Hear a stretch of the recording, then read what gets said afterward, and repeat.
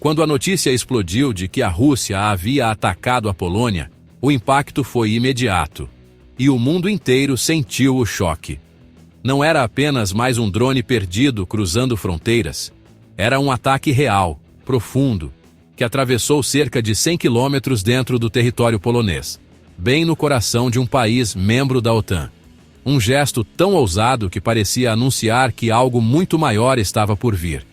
E como se isso não bastasse, na mesma noite, outro drone russo atingiu a Romênia, ampliando o alerta para toda a aliança militar ocidental. De repente, o cenário europeu mudou de tom. Não era mais provocação. Não era acidente. Era uma sondagem calculada. Esse movimento inesperado teve efeito imediato não apenas em Varsóvia e Bucareste, mas também em Washington. O governo Trump, que vinha conduzindo negociações de paz delicadas com Moscou e Kiev, recuou de forma abrupta. Os ataques mostravam que Putin não buscava diálogo, buscava vantagem estratégica.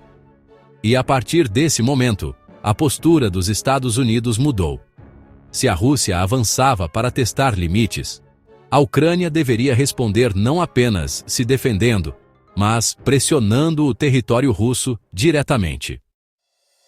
Agora, com drones cruzando fronteiras da OTAN, promessas sendo quebradas e ataques atingindo até instalações americanas na Ucrânia, o planeta entra em um período em que cada nova decisão pode redefinir o equilíbrio global.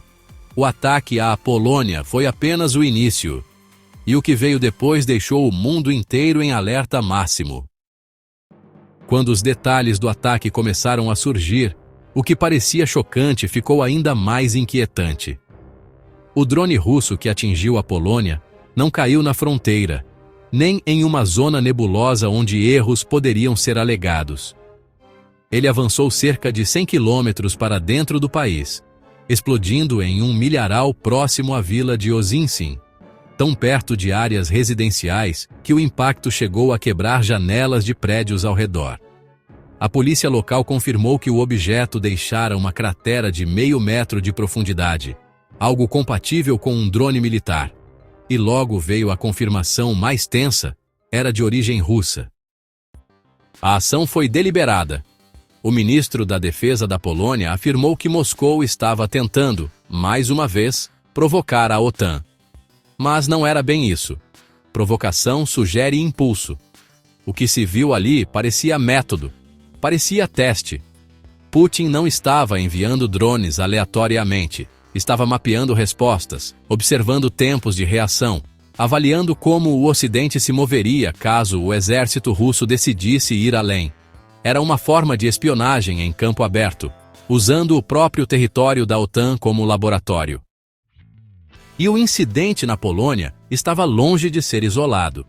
Apenas 2 dias antes, drones russos haviam atravessado as fronteiras da Lituânia e da Romênia, ambos também membros da aliança. Um padrão estava se formando. Não era falha, não era coincidência. Era a construção cuidadosa de uma estratégia obscurecida por ataques pontuais, pequenos o suficiente para não provocar retaliação imediata, mas frequentes o bastante para acender todos os alertas de segurança no continente. Esse tipo de incursão não é novo, mas a constância dos últimos meses levou muitos analistas a uma conclusão desconfortável. Putin estava sondando as defesas da OTAN para algo muito maior. E quando uma potência nuclear começa a testar limites dessa forma, o mundo sabe que está entrando em território perigoso.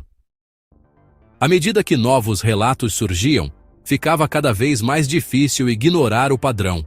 Durante 12 meses, drones russos cruzaram fronteiras da OTAN com uma frequência que simplesmente não combinava com acidentes. Cada incursão parecia medir algo diferente: tempo de resposta, capacidade de detecção, alcance dos radares, posição dos sistemas de defesa aérea. Era como se Moscou estivesse montando um mapa detalhado das vulnerabilidades do Ocidente. E nada disso acontece por acaso. A escalada ficou ainda mais evidente quando a Rússia lançou um ataque massivo contra a Ucrânia na mesma noite, usando drones e mísseis em larga escala. Entre os alvos estava algo que chamou imediatamente a atenção: uma fábrica americana da empresa Flex, localizada no oeste ucraniano, um dos pontos considerados mais seguros do país. A mensagem era cristalina: mesmo locais estrategicamente protegidos podiam ser atingidos se Moscou decidisse expandir seu alcance. E tudo isso acontecia enquanto Putin negociava paz. Em público, ele se encontrava com líderes estrangeiros, fazia promessas brandas e insinuava disposição para acordos. Nos bastidores, porém, seu governo agia de forma completamente diferente. 2 dias após discussões sobre garantias de segurança para a Ucrânia, Sergei Lavrov, seu braço direito, declarou que a Rússia nunca concordou com nada disso. O choque foi imediato. Aquilo contradizia abertamente o que o próprio Putin havia insinuado diante do presidente Trump no Alasca. Essa mudança brusca de postura deixou claro que o Kremlin estava jogando em 2 frentes. De um lado, discursos cuidadosamente elaborados para ganhar tempo e aparentar boa vontade diplomática. Do outro, ataques coordenados, pressão militar e tentativas explícitas de testar o limite da OTAN. A contradição não era acidental, era parte da estratégia. Stalin chamou isso, certa vez, de falar com uma mão e agir com a outra. Putin parecia seguir exatamente o mesmo manual. E conforme essas peças se encaixavam, tornava-se cada vez mais evidente porque Trump, após meses de negociações, decidiu abandonar a mesa de paz.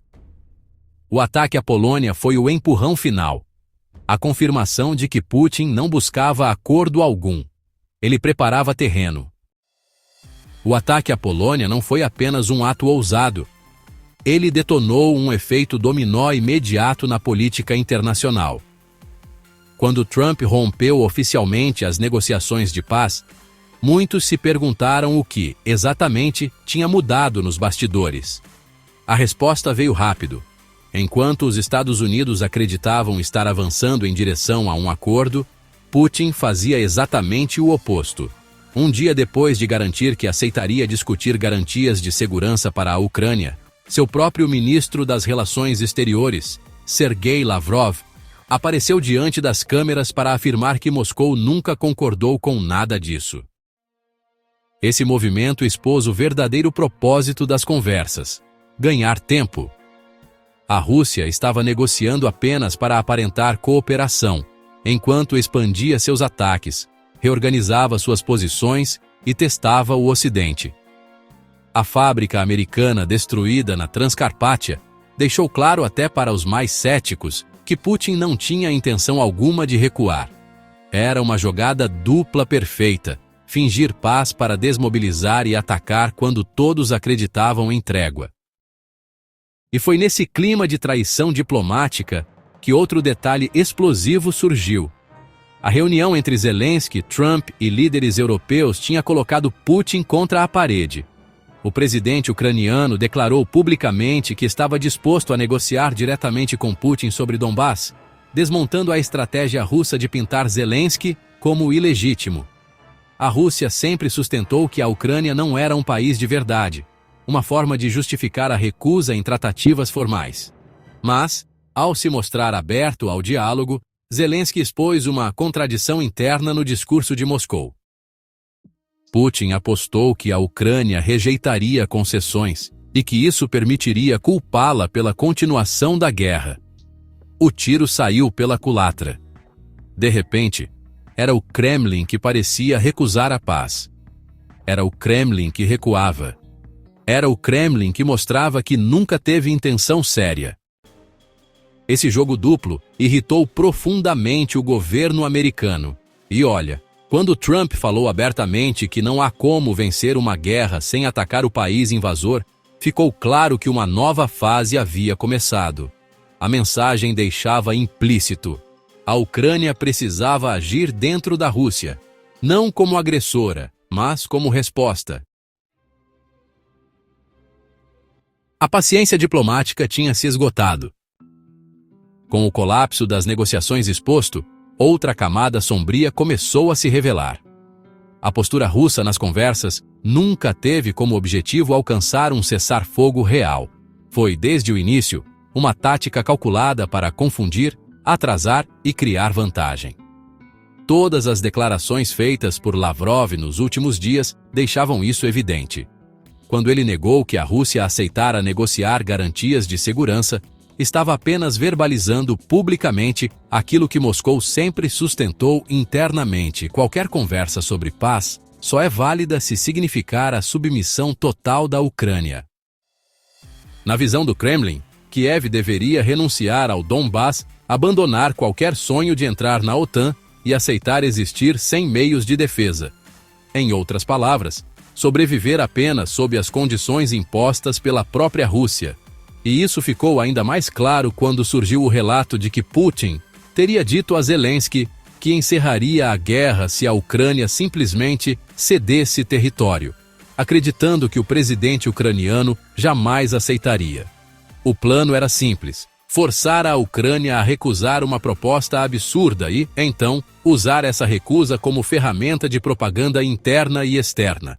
Era uma armadilha política. Só que Zelensky não caiu nela. Pelo contrário, apresentou-se disposto a discutir diretamente com Putin, desmontando a narrativa russa de que o líder ucraniano não era legítimo. A Rússia não queria conversa com Zelensky, porque reconhecer um diálogo igualitário seria admitir que a Ucrânia é um país soberano. E isso contradiz todo o discurso que Putin repete para seu próprio povo. O discurso que sustenta a guerra. Nos Estados Unidos, esse teatro diplomático começou a ficar insustentável.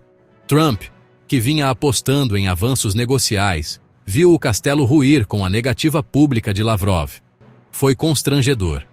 Todos os membros da administração que haviam aparecido na televisão afirmando que Putin aceitara garantias de segurança agora pareciam desmentidos, e pelas próprias palavras do Kremlin. Esse foi o estopim. Trump percebeu que estava sendo usado como peça do jogo russo, e quando a confiança entre líderes internacionais se rompe, restam apenas duas ferramentas: pressão militar e pressão econômica.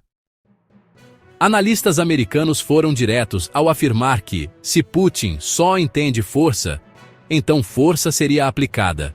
Mais F-16, mais treinamento, mais integração da Ucrânia à estrutura da OTAN, mais sanções, mais bloqueio de ativos. O Ocidente começava a se alinhar novamente, dessa vez com menos ilusões e mais pragmatismo. Porque ficou claro, Putin não quer negociação, quer vantagem, e isso muda tudo. Com todas as peças no tabuleiro expostas, o ataque russo à Polônia deixou de ser apenas um incidente militar. Ele se transformou no marco que revelou, de forma brutal, o verdadeiro estado do conflito.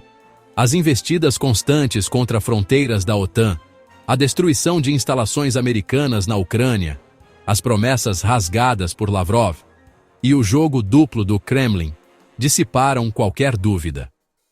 Moscou não busca paz, busca tempo, vantagem e espaço para manobrar. E o resultado imediato disso chocou o mundo. O governo Trump abandonou oficialmente as conversas que vinha conduzindo havia meses, assumindo publicamente que Putin estava manipulando as negociações.